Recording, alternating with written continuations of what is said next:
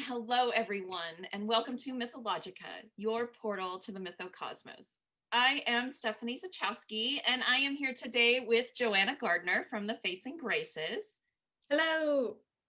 And our special guest today, Jane Alvey Harris, author of the My Myth Trilogy. Thank you for being here with us today, Jane. Hi, thank you so much for having me. So I want to start out with your trilogy, which is comprised of Riven, The Secret Keeper, and the third and final book that's still in the works that is entitled Primed. Is that correct? That is correct. Right. Okay, great. And it is that complete is called the My Myth Trilogy. And I was wondering if you could tell us a little bit about what inspired you to choose the term myth. Well, in the very most basic sense, I have always been fascinated by myth. And I saw the work that I was doing as soon as I knew, not in the very beginning, but soon after that I was delving into some personal things and kind of telling my own story. So, in the very most basic sense, this trilogy is storytelling. Some of it's based on true events. A lot of it is fantasy. And so where that comes together is what I like to call my myth. I've always been fascinated by the collective unconscious and how we each tap into that. I think that a lot of us, for most of our lives, don't really realize that that is what's happening, that the symbols and the archetypes and the things that we recognize and resonate with are coming from this collective unconscious. And so we explain ourselves through stories. We say, well, the reason I don't like fish is because when I was little, I ate some freezer burned fish and this and this and that. Or the reason that I have to listen to, white noise when I fall asleep, whatever it is, we're always telling stories that define us.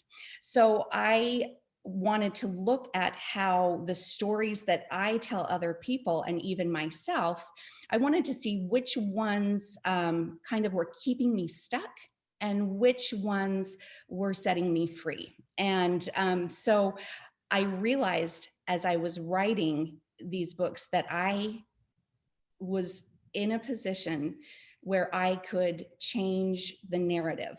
I could use fiction and these fantastical elements to give me some distance from trauma and to tell the story in a way that I was the main character, I was the protagonist, I was the champion of my own story. So that is Riven. I didn't set out to write a book or a trilogy, but when I kind of got to the final drafts of Riven, I realized the story wasn't over. And that's when I said, oh, I know exactly what I'm going to call this. This is going to be the My Myth Trilogy. Fantastic. That's intriguing. And I think, in reading your work, you kind of walk this razor's edge where you're just enthralled in the story, and yet you're kind of, as a reader, you're questioning, like, is this real? Is this not real? Is what she experienced? So when you're talking about this, the stories we tell, and I think that's why it was so interesting how your storytelling intermingles mythology with psychology. And so I'm real curious if you might kind of briefly explain a little bit about that relationship for you and what you were, how that was working into your writing. Definitely. That is such a cool question. For those who maybe don't know, I started writing as a suggestion from my counselor at the time. And then when I realized that I was telling my own story, I started writing them kind of as a love story to my children. And it really did help me to understand some of where those stories were coming from, the reality that they were based in. And I had the help of two counselors, two therapists to help me through that. But I also, as I was learning, as I was realizing, and rewriting them with intent, and framing me and myself as the main character, I was having these huge aha moments where I went, but oh my gosh, that's what I learned, with my therapist in California. And so then I would say, okay, what would it look like if I were to explain or illustrate that process? What would that look like in a story? So really, it's so intertwined, my own story and tapping into the collective unconscious, where I think, using archetypes and symbolism that I know is universal, doing that, and then illustrating the things that have helped me, and I, not just because I do think they're universal, and because these issues on whatever level, either having been a victim or having been a persecutor or a rescuer or whatever, everybody can relate to them. So that's kind of what I wanted to do. And it's been really fun to watch it unfold from my, just from my own point of view. I imagine your story. I mean, we each carry them, and all the characters that we carry, and yours is out in the world, having fun in a way, interacting. It definitely is, yeah. So I think that's a fascinating kind of transition into my next question, because you're coming from this really interesting psychological background, your real world experience, your kind of inner navigating and exploring. And then this world that you created, this kind of mythic world. Can you tell us a little bit more, give us a window into that mythic world? Yeah, really quickly, it's kind of, for the whole series, it's about a 17-year-old girl, Emily, who is triggered when her childhood abuser re-enters her life, and she is unable to cope with her reality. So she slips into the fantasy world that she created as a little girl to escape from the abuse. She has powers that she doesn't in the real world. She is, and there are elves and fairies are real in the second realm.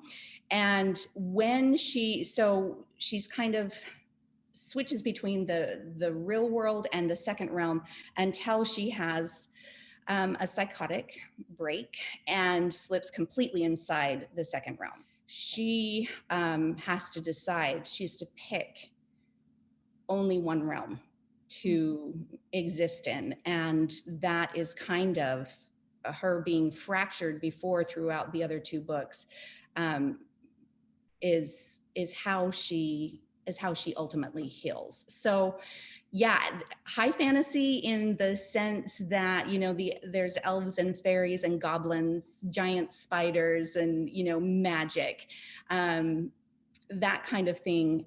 It's the same way that, the Chronicles of Narnia uses fantasy to cope with trauma. So. Right. Yeah. Fantastic. Yeah. It's really fun. So I think everyone's probably intrigued. So how can viewers find your books to purchase? Well, I have a website, which is kind of the place to go for everything. The books are everywhere. They're available in as an ebook, in print, in Audible format. But if you go to my website, which is www.janealveyharris.com, there are links to everything. You can sign up, to be a subscriber to my website and get emails that will let you know when the primed is available. You can also get signed, personalized copies there, and just kind of stay up to date on what's going on with that. So that would be the best place.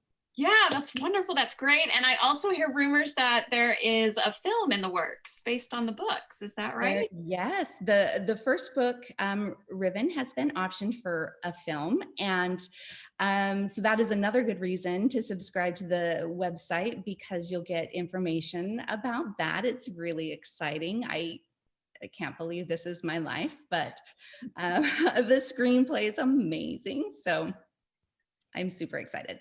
Fantastic. Well, congratulations. And thank you so much for giving us a window into your process and your world and this storytelling you've created. This has been great. Thank you for being here. Thank you so much. And thank you so much for your questions. That was wonderful. To receive the Mythologica email in your inbox each month, email us at mythologica@fatesandgraces.com or visit myth2021.com and click Mythologica and then subscribe. Thank you for joining us.